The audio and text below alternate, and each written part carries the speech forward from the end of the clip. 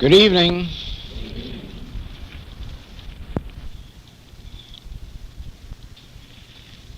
This is really wonderful.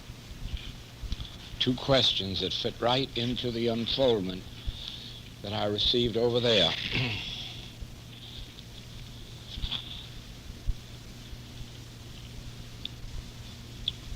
Both about prayer, showing that the subject of prayer requires further clarification.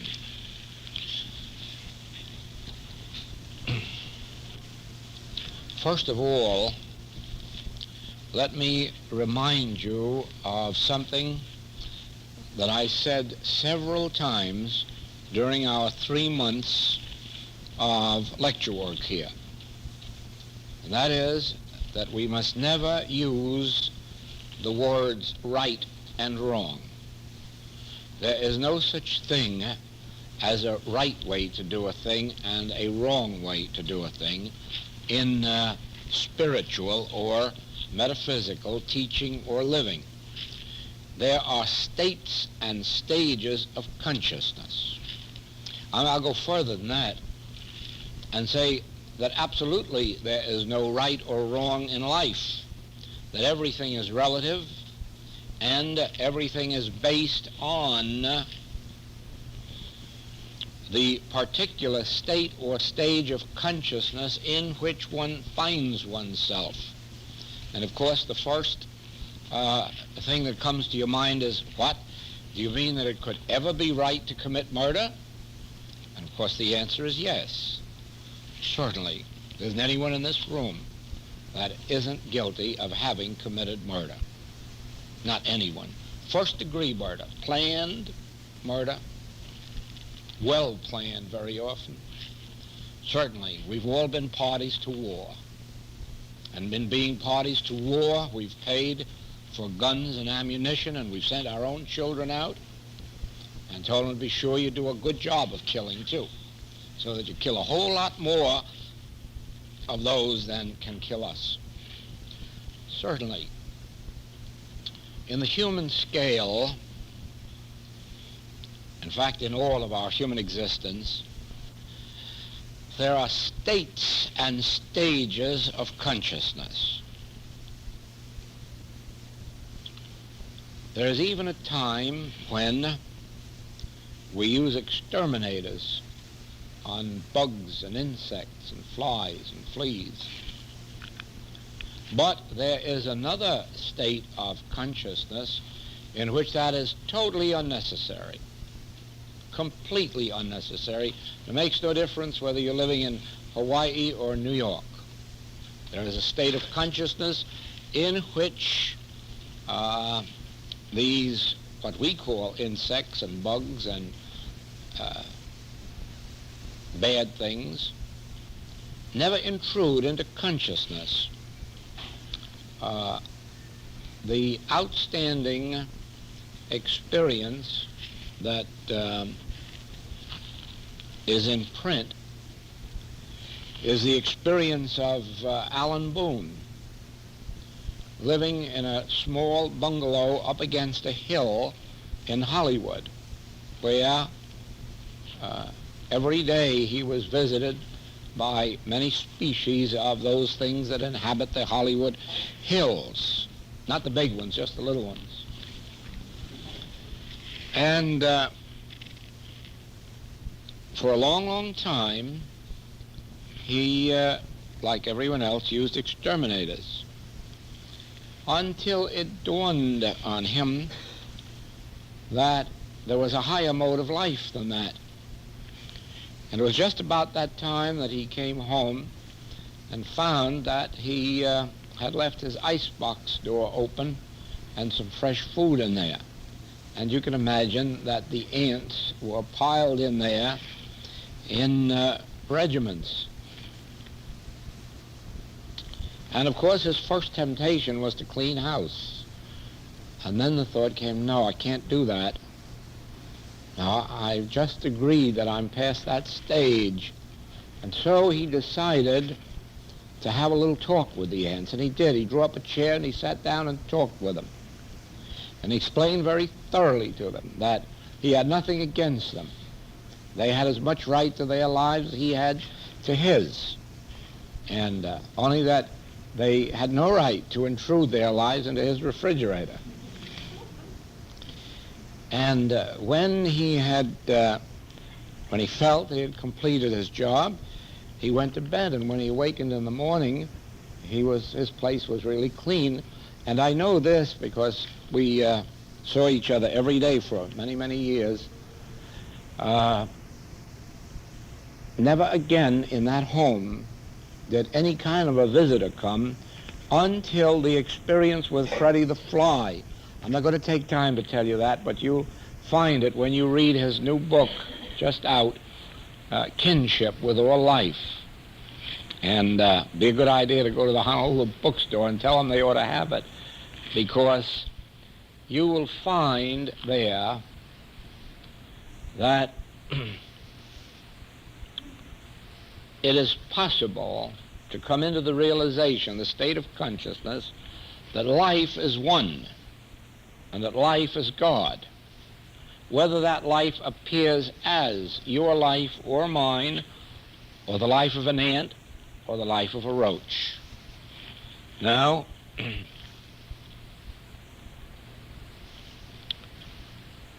that does not say that using an exterminator is wrong. It says that you are in a state of consciousness and must demonstrate yourself on the level where you find yourself.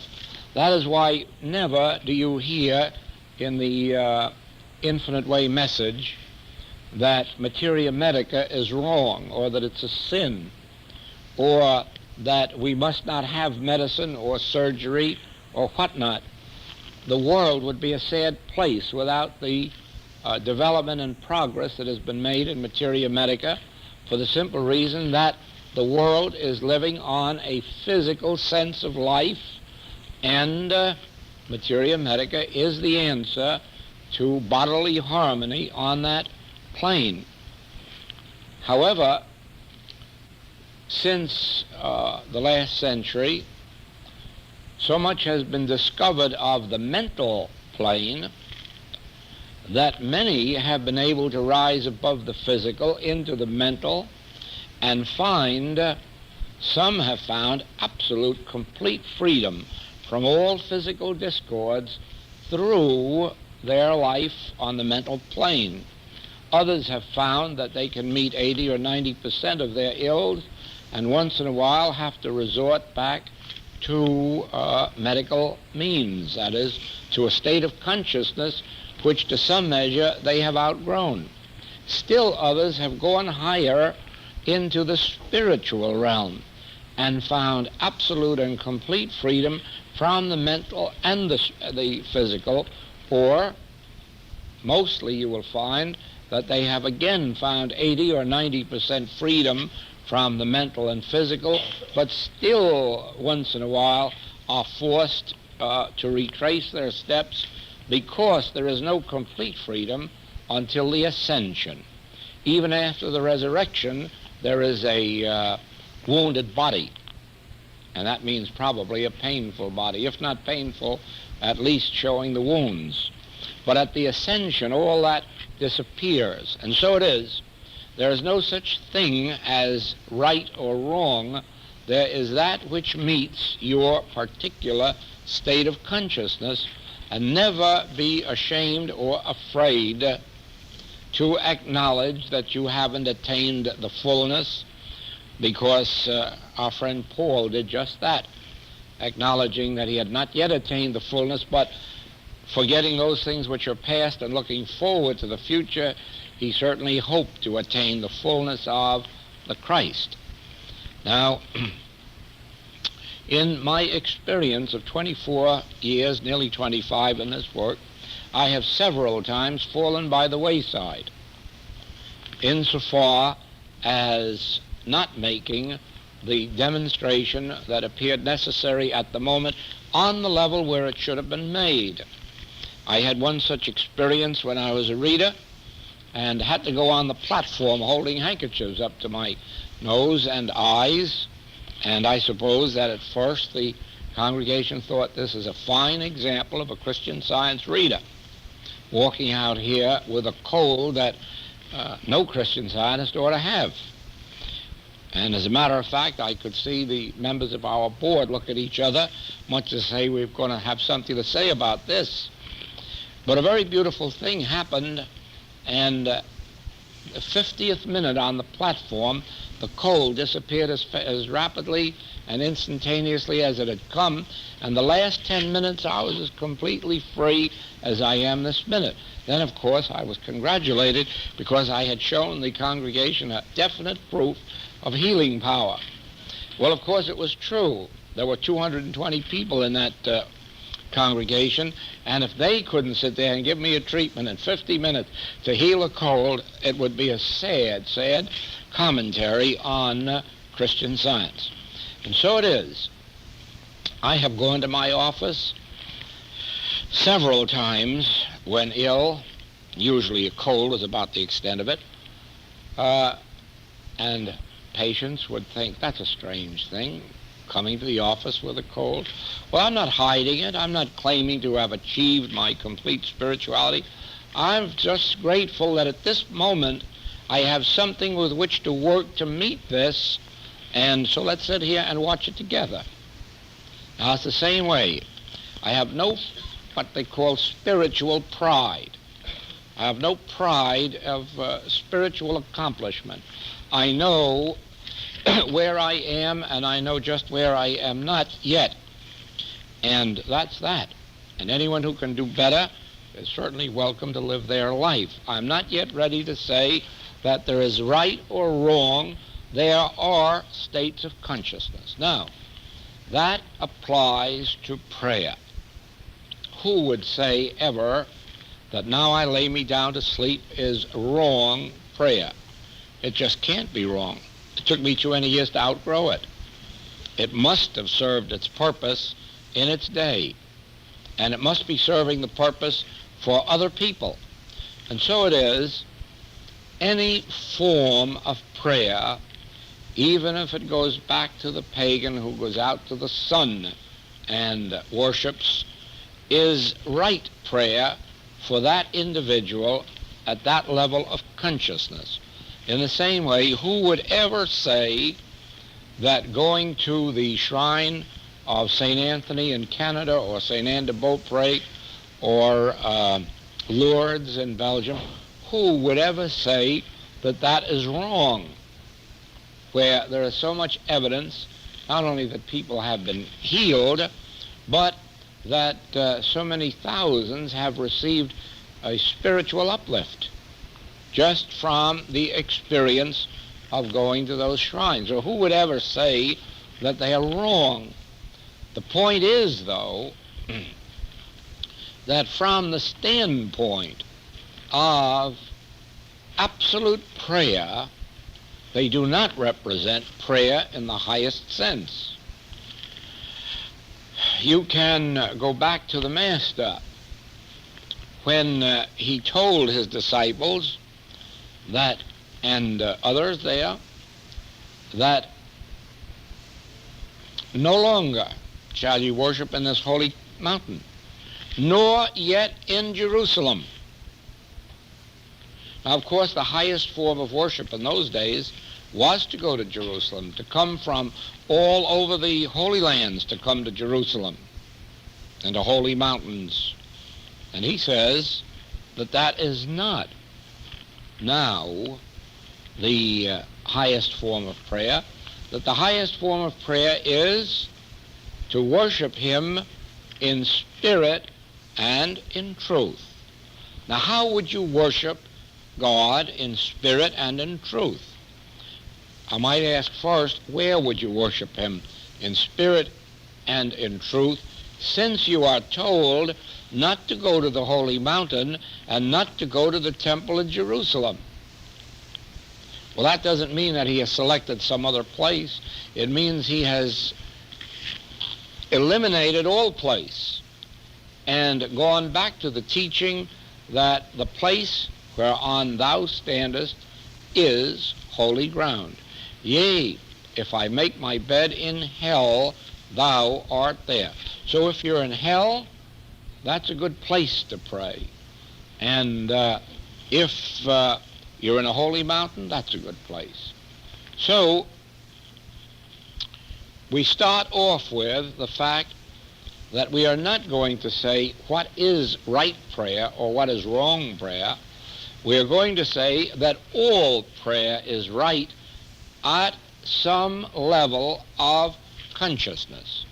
Now you see, that means that when you come up into metaphysics and you are given affirmations and denials, we have never said that that is wrong. We have said over and over and over again that we cannot use them in the infinite way of work. But that doesn't make it wrong. That merely means that there are those who require that particular activity of prayer at a given time, and that they themselves may outgrow it. And mostly they do. It is a stepping stone. The prayer of affirmation and denial is certainly a step ahead of petition. In fact, it might be 10 steps ahead of petition. Now, first question is about prayer.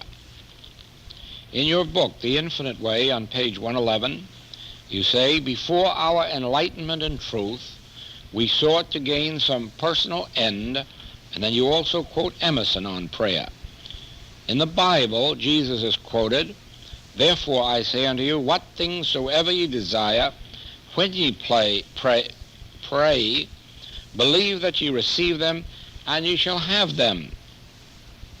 And all things whatsoever ye shall ask in prayer, believing, ye shall receive. Now you can see that in both of those, you have the opportunity or privilege of interpreting it as you will.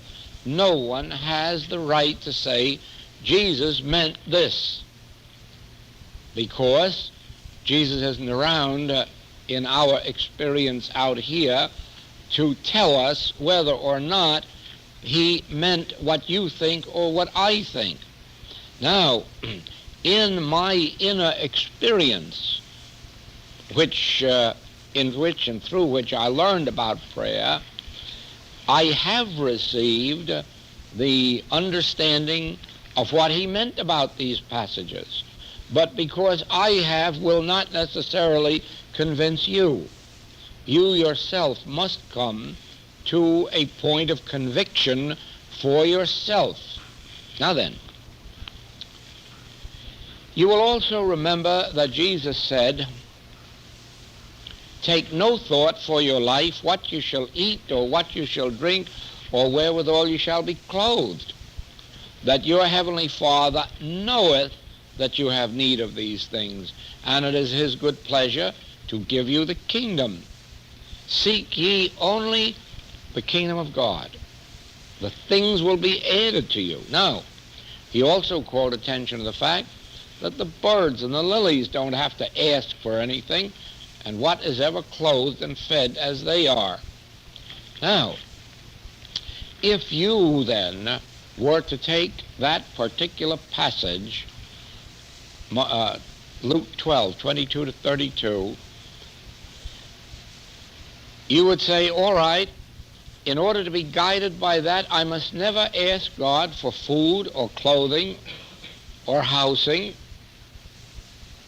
since he already knows that I have need of these things, and it is his good pleasure to give them to me without asking. Well, if you're going to acknowledge that about food and clothing and housing, then you might as well go all the rest of the distance and say, what is the use of asking God for anything? If those three things are ruled out, let's rule out all the rest, and understand that God does know our need, and it is his good pleasure to give us the kingdom, give us the allness, everything of which we have need. Now, in that sense then, what do we understand when we read, whatsoever things ye desire, when ye pray, believe that ye receive them, and ye shall have them? And I would say this: what is it really that we should go to God for? We should go to God for light, for enlightenment.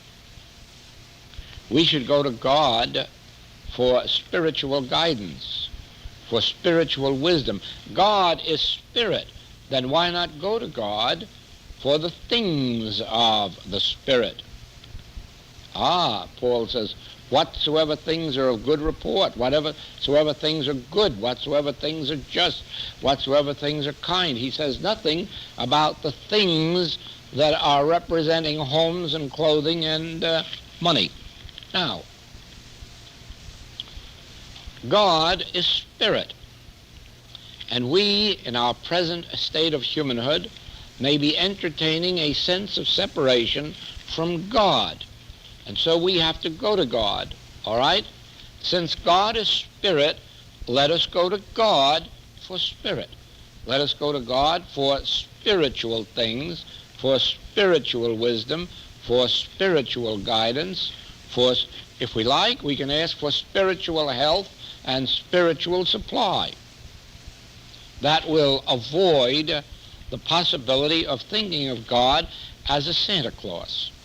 You see, the moment you ask for money or automobiles or houses, you have turned God into a Santa Claus. Those are the things that Santa Claus ought to give us at Christmas time. But those are not the things that we should expect from God.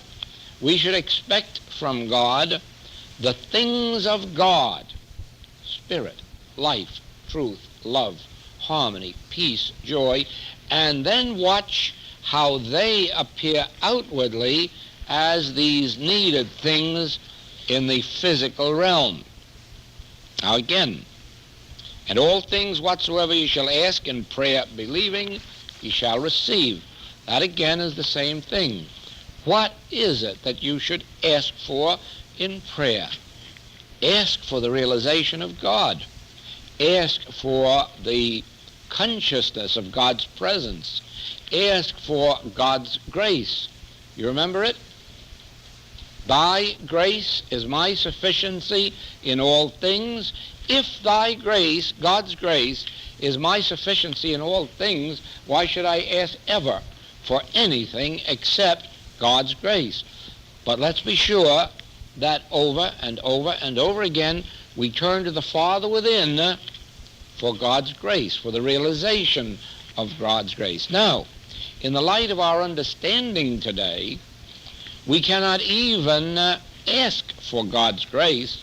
We can only declare that God's grace is my sufficiency. Because, now mark this well, the moment you ask God for anything, are you not acknowledging that God's sitting out here holding it back? And now you're expecting him to loose it so that you can get it? Is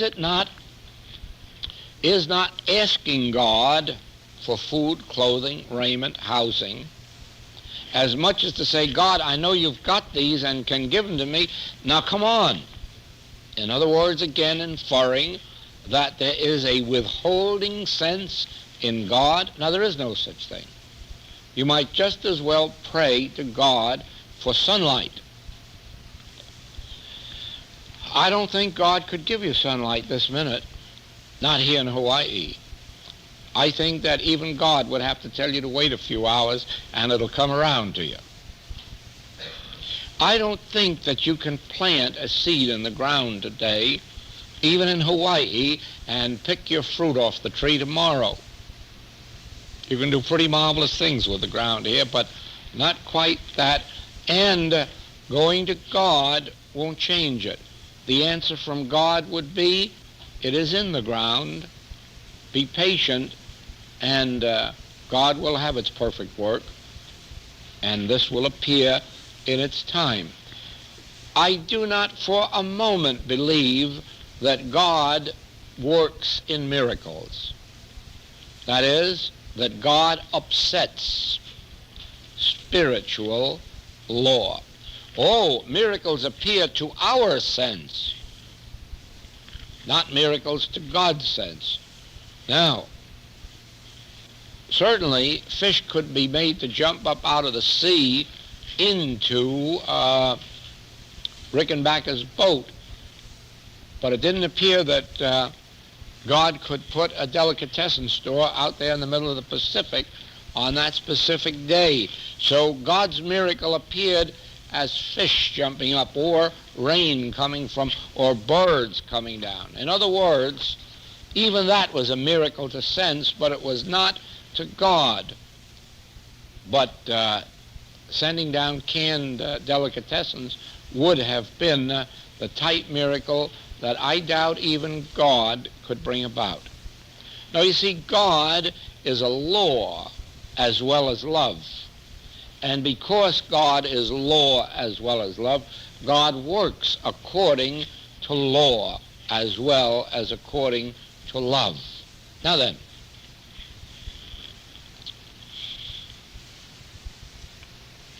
the thing that came to me in the meditation there was this.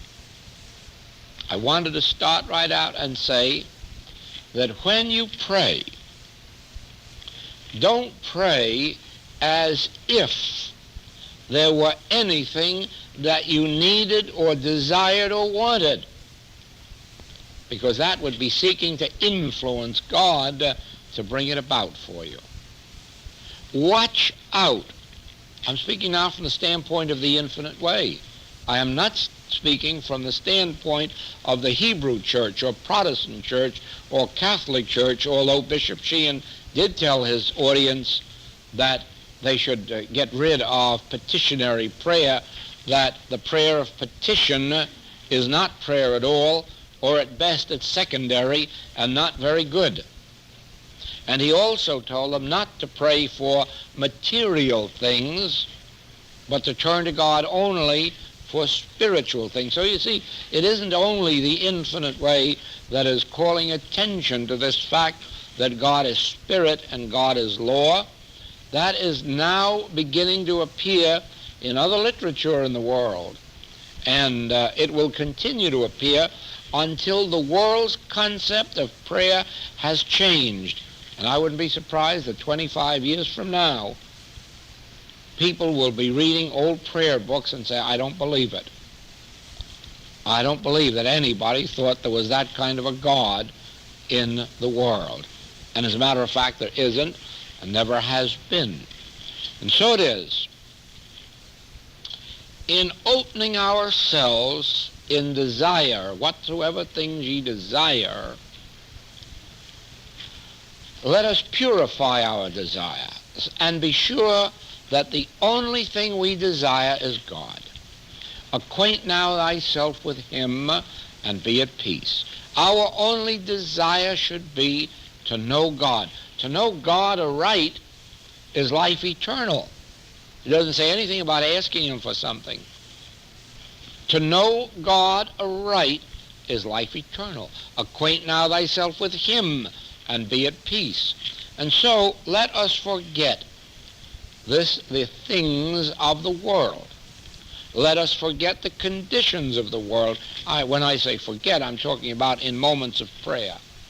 And turn to God with only a pure desire to know God, to know him aright, and then find life eternal. To get acquainted with him and be at peace. Let our entire prayer have only one significance. Father, reveal thyself. Father, reveal thyself. I need nothing. Thy grace is my sufficiency. If you could take that mental attitude that thy grace is my sufficiency, you will find that you will be abundantly satisfied with every good thing necessary for human experience.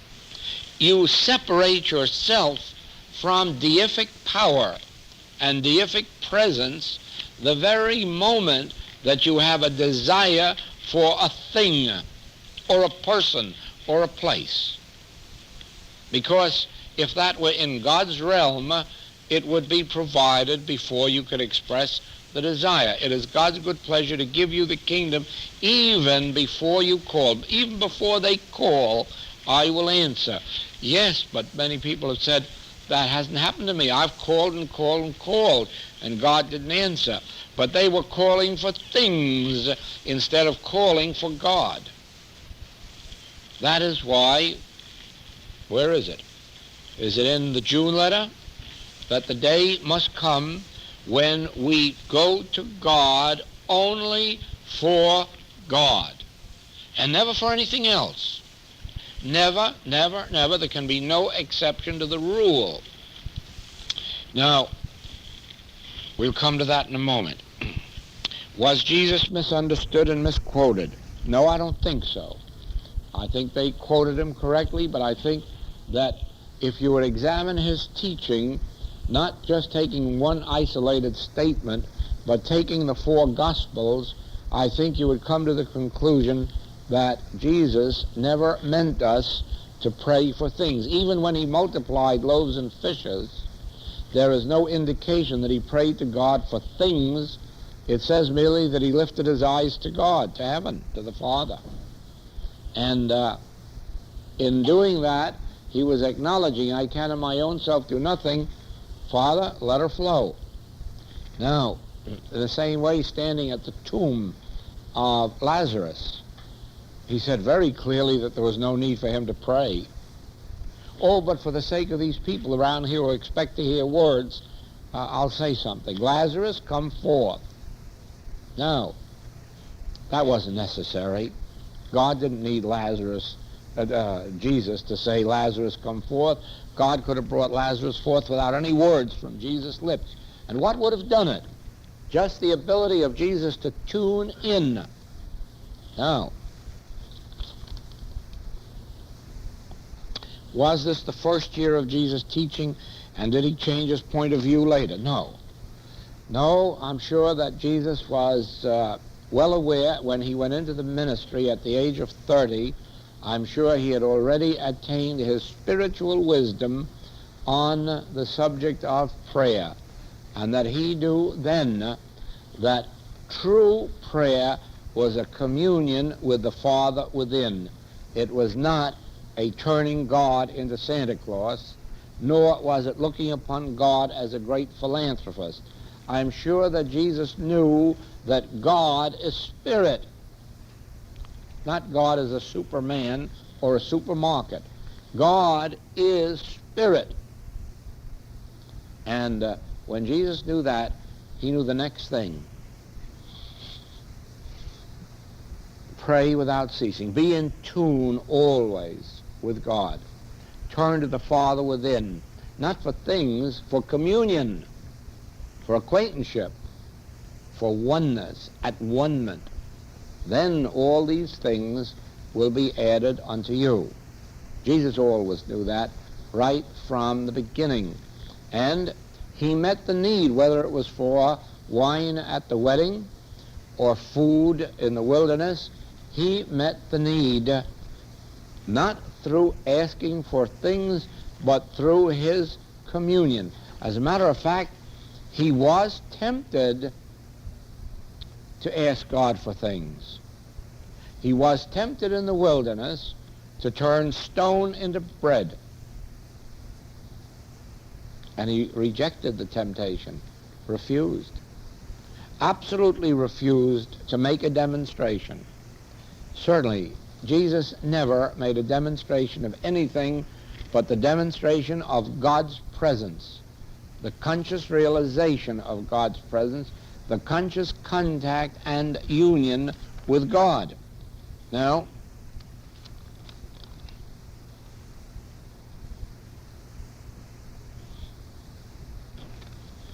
you will find that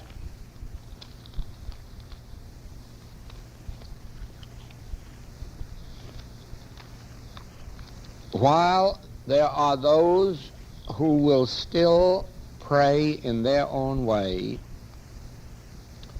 and attain some measure of answer, you will find that as you grow in spiritual development, you will learn that God is not a giving God, And God is not a withholding God. God is just an ising God. God just is.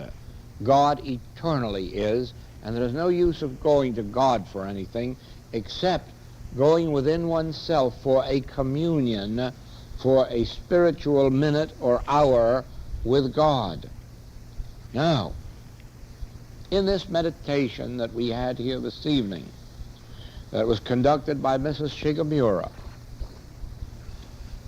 you must certainly have felt that there were no words uttered and no thoughts thought. That there was just a complete state of receptivity, because in that seeming vacuum produced by not thinking and just by listening, receptivity, you could just feel waves of that spirit coming in. Now then, let us assume this minute that God is the all-knowing mind. That is, the all-knowing intelligence of this universe. What would you tell God that God does not already know? Let us assume for this moment that God is divine love. What do you think God is withholding from anyone on earth, or in heaven, or in hell? If God is divine love, nothing is being withheld, then what is the use of asking God? You know that I have called this to your attention, not only here in Hawaii, but in the writings and recordings for these last 3 years, that was the horror of the church throughout the Depression, that it was permitting itself to pray to God for supply. That was one of the horrible, horrible things that happened for 10 long years, that churches throughout the world were opening their doors to pray to God for supply. Never was God so dishonored in the history of the world. Why, there wasn't an ocean or river in the world that wasn't stocked with fish. There wasn't a mountain that wasn't full of cattle. There wasn't a piece of ground anywhere in the world that wasn't filled with vegetables and fruits and berries of all kinds. The air was just loaded with birds all over the world, and here were the churches opening their doors and praying, God, give us supply. Was ever anything so disgraceful as an example of not understanding the nature of God? God wasn't withholding supply. God never withheld supply. Why, in our own country, there were thousands of boatloads of food taken out to the ocean and sank. There were thousands of storehouses filled with food that were burned. As recently as last year, $500,000 worth of crops in the county of Sacramento were burned up to keep them off the market. All paid for by the government and the churches and people praying for supply. What more can God do than fill the air and fill the waters and fill the earth? Gold, oil, diamonds, jewels of all kinds, pearls, everything to wear, everything to eat, sheep, lamb, cows, cattle, horses. Now, why pray to God? Why not turn within and say, Father, what is wrong that we are not experiencing this abundance? It's here, it's in our nation, it's right in the back of the hills here. What is wrong? I know what answer would come, because it came to me in a poem, and I'm not a poet. The answer is, look to your government of men. They are destroying what I have so abundantly given you. Look there for the correction. Don't come to me for more crops when you're already burning what I'm sending you. What good would it do you if I filled this earth with 4 times more crops or 4 times more fish? You wouldn't get any of them. No. That alone should teach us something of the nature of prayer. That alone.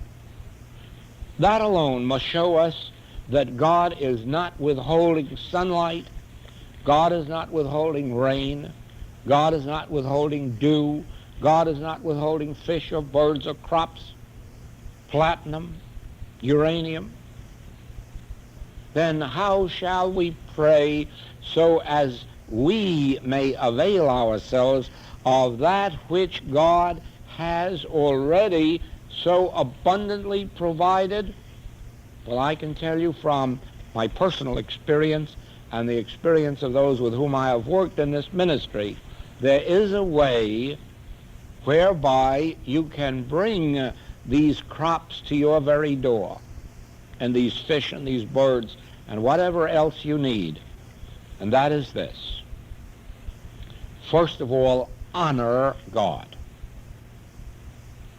And that means never try to influence God to do something or ask God for anything, but acknowledge that God is already the all-knowing mind and the all-loving soul of this universe. Acknowledge that, and then be still. Just be still then inside and develop a love for God and a gratitude for God's allness and God's perfection and God's presence and God's wisdom and God's grace. Learn gratitude for the fact that the earth is full of the Lord.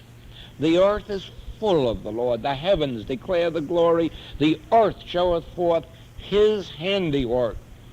Why, heaven and earth and hell are filled with the glory of God. Learn to love that truth and to live with it and be grateful, and never again lift your mind to God with a single desire. Then you will have learned true prayer. Then you will have learned communion with God, and then the miracle will happen that the refrigerator will always be full. The bin will always be full. Everything necessary. How it will come about is not my business or yours. Each day you will awaken and you will be given the work that is yours to do, and you will be given the fruitage in its place. Only when you start to outline what the fruitage should be or how it shall come, you are down on the human level and you are not communing with a spiritual God in spirit. Now, gratitude is without question one of the most wonderful forms of love that ever has existed. When I say gratitude, I don't mean in the metaphysical sense of bringing money to your practitioner. That isn't what I'm talking about when I speak of gratitude. When I speak of gratitude, I'm talking about the gratitude that you feel in your heart when you look out and see a world full of green grass and blossoming trees and fruit. When you see this earth full of God's glory, when you see the infinite variety of color and form of flowers and shrubs, when you see this wonderful sunlight or snow or rain, when you see all the graces that God has bestowed on this earth, how it would be possible not to develop a gratitude, a love. Then in that gratitude and in that love, there is a communion with God, and his Spirit flows freely through you. There's no other way to open your soul to the flow of God except through gratitude and love. And not gratitude for something good that happened to you. I'm not talking of that kind of gratitude. I'm not talking about gratitude that has an object. I'm not even speaking of love for somebody who does a favor for you. That isn't love, and that isn't gratitude. I'm speaking of gratitude and love that has no object, that you just love because of love and are grateful because of grateful, not because of some particular good that has come to you. Probably at this minute, all the good in the world is going to the other fellow and not to you, but even that is a cause for gratitude. It's going to someone. It's showing evidence of being and existence, and your turn must come too. You see, prayer is communion with God. prayer in its highest sense is wordless. Why? What shall I say to God? Wouldn't it be wonderful if I never had a thought in my head so that God could continuously talk to me? Wouldn't that be a deal? If only I could be so receptive and responsive that God would keep talking to me forever, I'd be satisfied to be silent in His presence. Oh, yes, and in my prayer and in my meditations, I am silent. I may do a lot of talking when I have an audience, but I don't do it when I'm in front of God. No, I have nothing to say to God ever except this feeling of love and of gratitude. I have nothing to say to God. I have only to learn from God, to be taught of God, to be fed and maintained and sustained, and for that I don't have to tell God. God knows more about my needs than I do. I can tell that the way He's moved me around the world without my having had anything to do with it. I know He knows my needs more than I do, and He's always provided every step of the way, whether it was a message for a class or whether it was for the money to put out a publication or to finance tape recordings. Whatever it was, it has always appeared, and never once have I consciously gone to God. I learned a lesson in 1931. When I went into the practice, I had come out of an experience wherein my worldly goods had fled. And so I became a practitioner with $150 in the world. And my first month's office rent, no, I had $250. My first month's office rent was $120. And that was the way I began. Well, I was very fortunate, and things went well, but they didn't always go timely. And so there were some months when my bills weren't paid on the first of the month. It took till the 10th or 15th of the month to pay up last month's bills. And on one of those occasions, it was the 10th of the month, and I still owed some money. So I looked in my little book, and I found that I owed $100 on last month's bills, but I had $150 outstanding with Mrs. Jones and Brown and Smith and so forth. And so I said, oh, well, I'm all right. I only owe $100, and I have $150 outstanding. And so I went to bed and went to sleep, very peaceful. But at 3 o'clock in the morning, I woke up, and the thought came, what? I'm all right because I owe 100 and I have 150. Oh, I don't need God. Well, I've just left God right out of the picture. My need was met with $150. Oh, no, that won't do. That won't do. And so I got up and I wrote receipted bills for the $150. And at the bottom I put, a wonderful thing has just happened to me, and I want to share this experience with you, so please accept this receipted bill. Then I went to bed, and I said, now, Father, I still owe $100, but I haven't got $150 now. I've only got God. And if I haven't got God, there's a practitioner out of luck tomorrow, and out of business, too. The next night, I went to a church meeting and committee meeting. I didn't get home till late to my hotel. As I walked into the lobby, there's a traveling man standing there whom I hadn't seen in 13 years. 13 years before, I met him on the street, and he was, in the vernacular, drunk as a lord. And I took him to my room and had his clothes cleaned up, gave him a night's sleep, cleaned him up, gave him some money to get out on the road. And the war came, he enlisted and I enlisted, and for 13 years we never met again. Until that night at 12 o'clock in the lobby of this hotel. I asked him what he was doing there. He's on his honeymoon, and they decided to come to a quiet hotel. That's why they were there. And what are you doing in the lobby at midnight? My wife doesn't like smoking, so I have to smoke my cigar in the lobby before I retire. Fine. And so we renewed an acquaintanceship of 13 years before, And then he said, you know, I owe you some money. Well, that's a happy idea. It's been outlawed a couple of times, but, outlawed, what do you mean? He's one thing I know, you'll never need money. Well, that was a happy memory from the days when it was true. So we tried to figure how much he owed me, and we couldn't, but the nearest we got to it was $150. And to help me, this is a true story, I had a check for $150 from him that night, and I thought, well, it's all right, God. I don't need Mrs. Brown, Smith, or Jones. I have got God. And I'll tell you, the sequel is this. From that day to this, no one has ever received a statement from me or a bill from me. No one has ever been asked for money.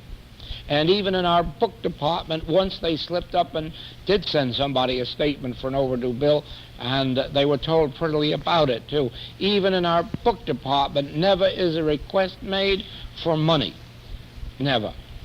When the books go out, or when our services go out, or when classes go out, that is the individual's demonstration, not mine. I made my demonstration in 1931 when I found that I had God. Now, whether anyone pays a bill or not, God is taking care of me. And it has been so from that day to this. Now, each one has some kind of an experience which proves that God is with them. And it isn't only in money matters. Mr. Blanding can tell you that it's the same thing with ideas. You may seem very hungry or thirsty for a while for ideas, but if you have ever made your contact with God, you only have to be patient, because you may be going through a period of barrenness, or what seems outwardly as barrenness, but which really is a refilling. And so if you're patient enough, the ideas will come, whether it's paintings, whether it's poetry, whether it's playwriting, whether it's short story, whether it's a new way of teaching, whatever it may be, whether it's the idea for our work. If you have ever made contact with God, and remember I say if, God is omnipresent, but God is omnipresent to the man who is starving to death. God is omnipresent to the man who's dying of a disease. God is omnipresent in prison. So God is of no avail just because of omnipresence. The availability of God is through your contact. And that's where prayer comes in. Prayer is the means of contact with God, but prayer has no relationship to words or thoughts. Prayer is an attitude of being. Prayer is a state of communion, a state of receptivity. Prayer is an inner grace, an inner sense of gratitude and peace and confidence and joy, and then finally, eventually, comes a click. Something like that says, the contact is made. And after that, then you can say with Paul, I live, yet not I. Christ liveth my life. And so it is that God is the divine presence that goes before us to make the crooked places straight. God it is that knows our need before we do, and it is his good pleasure to give us the whole kingdom. Now you see, when people, as is happening in the world, are suffering with sin, disease, death, lack, limitation, it represents but one thing: a lack of contact with God. And that is why the message of the infinite way, you've seen that in some of the monthly letters recently, the message of the infinite way is devoted not to giving the world a teaching, but to giving the world a God contact or experience. A teaching isn't necessary in the world. The teaching of Lao Tse is good enough to last anybody forever. The teaching of Jesus, as given in the Gospels, is enough to last the world forever. Emerson's essay is enough for any man's religion for all time to come. The world doesn't need a new religion, and the world doesn't need a new teaching. It needs a conscious experience with God. Not only the world needs it, We need it. And we need to renew it every single day, and eventually to renew it 12 times a day, 20 times a day. Why? It isn't that it's ever lost once it's made. It's only that the pressure of the world would tend to separate us from its benefit. It is almost an impossibility to read the nonsense in newspapers and hear the nonsense on the air and still keep your sanity, at least your spiritual sanity. It's an impossibility to keep in the center of God and still be concerned with all of this betrayal of the world, whether in Korea, whether in Indochina, or whether in Pearl Harbor. These are all betrayals by men. Well, if you're going to live your life living in those betrayals and fearing them and wondering what's going to happen to them, you're going to live out here in the very mesmerism, and you'll have no sense of God. Now, you can't help the people who want to live out there in that world of mess. You can't help them. If that is at what they are ready for at this particular time, that's where they are. That is why we do not advertise this message. This message isn't for a street corner or a great big edifice. This message is for those who are ready to experience God. Not to join some kind of a movement so you have a place to go Wednesday night and Sunday. Nothing wrong with going there. But the mere fact of living from Wednesday night to Sunday and Sunday to Wednesday night, it's a nightmare. It's a nightmare. But once you're free of that, once you're free to live your spiritual life within your own being so that you can worship the Father in spirit and in truth, and worship God through love and through gratitude and through service to each other, service, not self-seeking, then you will find the real meaning of prayer. Then you can say, or quote, or have quoted to you, knock and it shall be opened unto you. Seek and ye shall find. Yes, knock at the door of your own consciousness until you get an answer from within. The kingdom of God is within you, so the answer has to come from within you. So keep knocking at the door of your consciousness. Keep seeking. Where? Within. Seek in spirit, seek in truth, and ultimately it will come.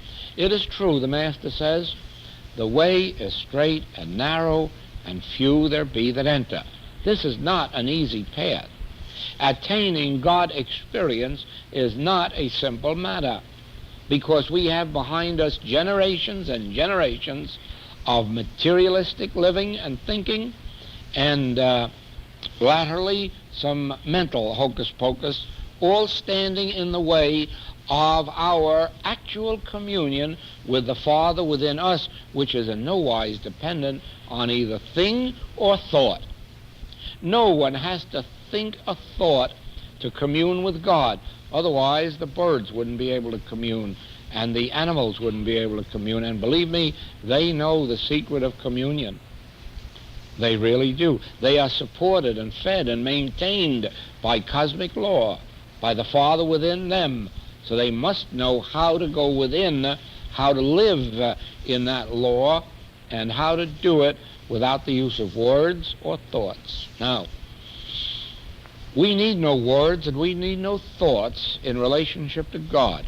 If you would have a period such as we had here this evening of even 15 minutes of silence in which you thought no thoughts to God and made no statements to God, but were continuously in this sense of receptivity, you would soon find that there would be an impartation from the Spirit to you, within you, and that in its time, that impartation would appear outwardly as physical, mental, moral, financial harmony.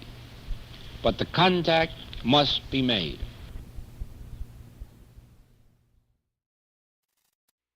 When they are appealing for help I don't say it's illusion until I have come to the realization that it's illusion. I don't stop my work until I've had a release inside that says, now you can joke about it all you like. Do you see that? I've told the story to some of our students of a case where a lady was convinced that she was dying. And some of you may know that in menopause, ladies often get the feeling they're dying and won't live through till the morning. And this was one of those cases where the lady was just convinced that she couldn't live through till morning, and she insisted on calling her teacher. And her teacher responded and said, if she would like to die, please tell her I will never interfere. And that was the healing, too. But you see what was behind it. It wasn't a wisecrack. It wasn't a joke. Behind it was his realization of the fact that God is individual life. So it isn't possible. There's no way to die. Nobody can die.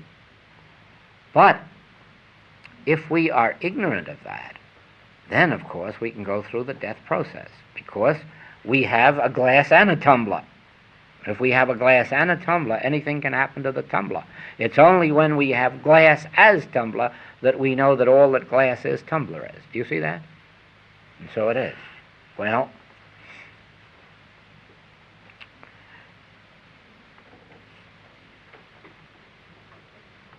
of course, I will say this again. Never hesitate to laugh at yourself, because most of our trouble is taking ourselves too seriously. And when we do take ourselves too seriously, then we sit down and we really try to go to town trying to heal ourselves or improve ourselves or become angels. But we can't become angels because we are angels. We can acknowledge that which we are. We are angels. We're told that we were born a little lower than the angels, but we've come up since then and become angels. We are angels. We live and move and have our being in God. We live and move and have our being in God consciousness. And since God constitutes our being, that really is the truth, and all else is illusion. And because it's illusion, it has no substance, has no cause, has no law, has no being. And that then makes it illusion. If you were to stop, think now, just close your eyes for a moment.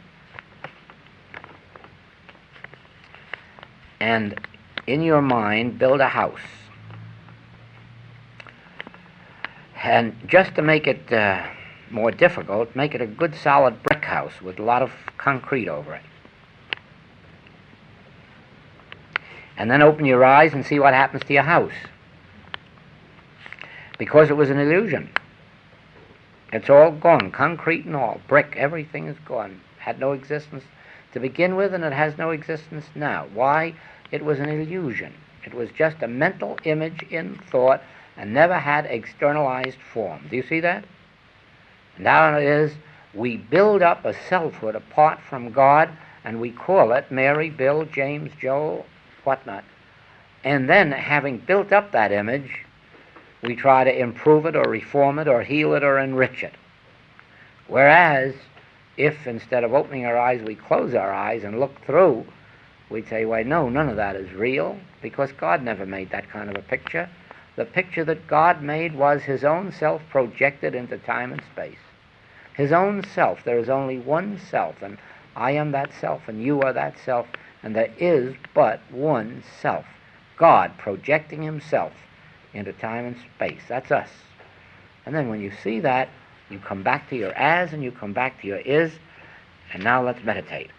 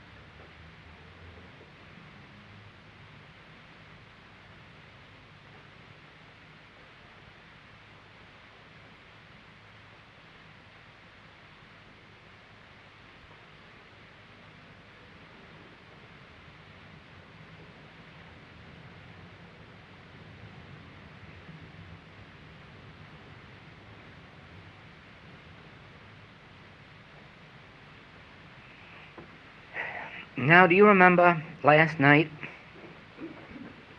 when we searched from the toes to the head and we didn't find ourselves there? And the question is then, where am I? Who am I? What am I?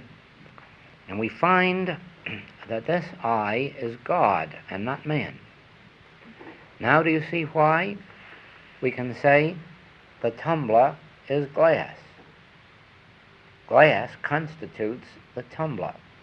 Therefore, all that the glass is, the tumbler is, for they are one. There is no such thing really as a tumbler.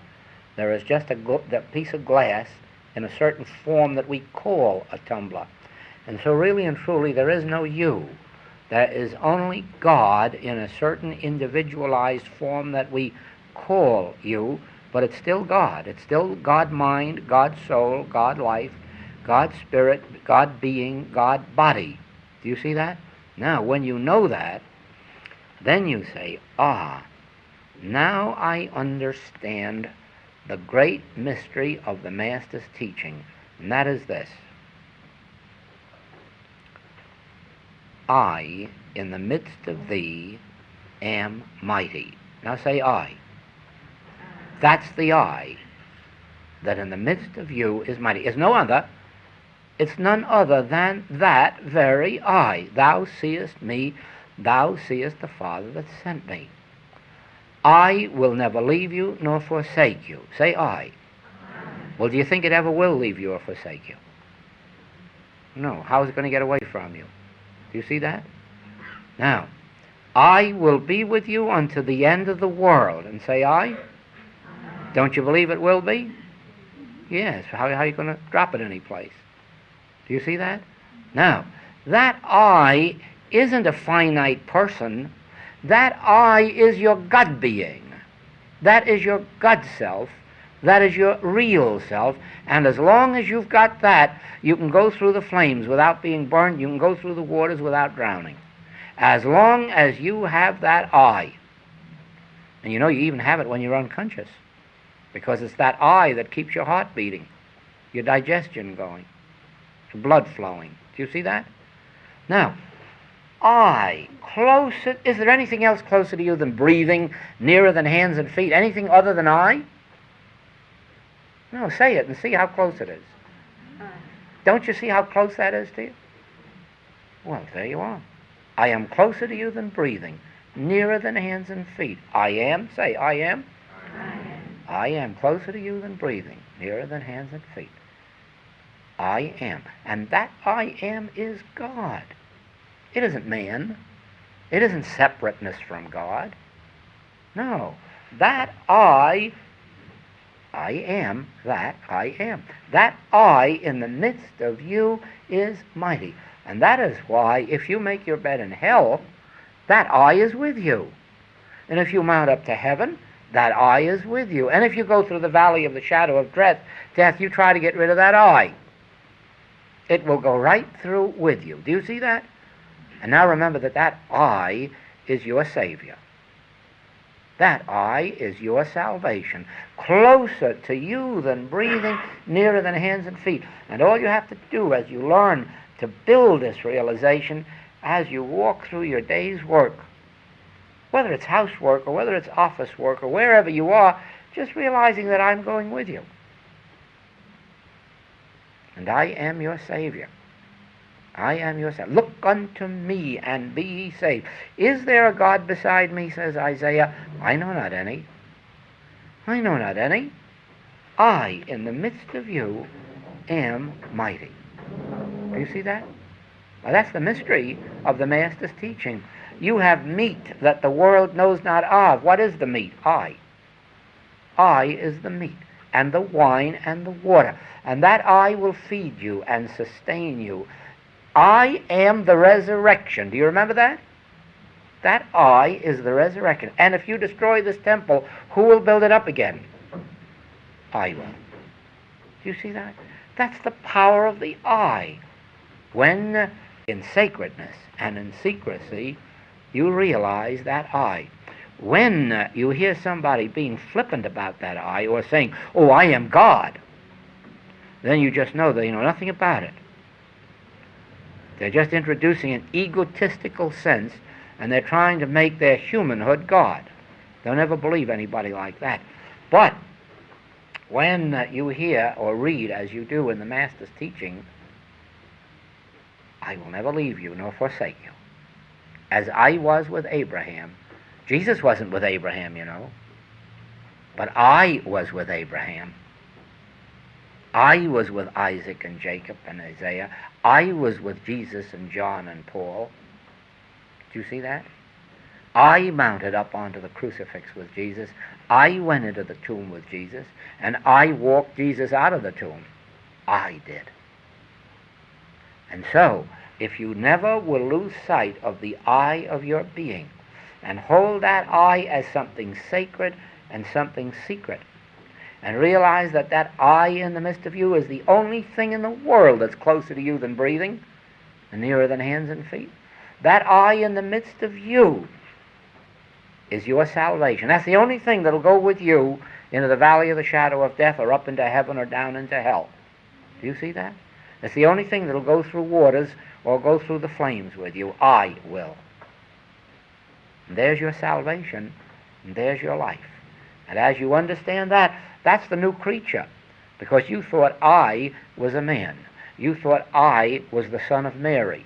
You thought I was a carpenter. No, I is God. Do you see the difference? When you realize that, and you ponder it, and you hold it sacred, and you hold it secret, please don't walk up and down the streets telling it to strangers, and don't go home and tell it to your husband and wife just because you're married to them. Because that won't make them understand it. That is why we have closed classes. That is why we have selection of students.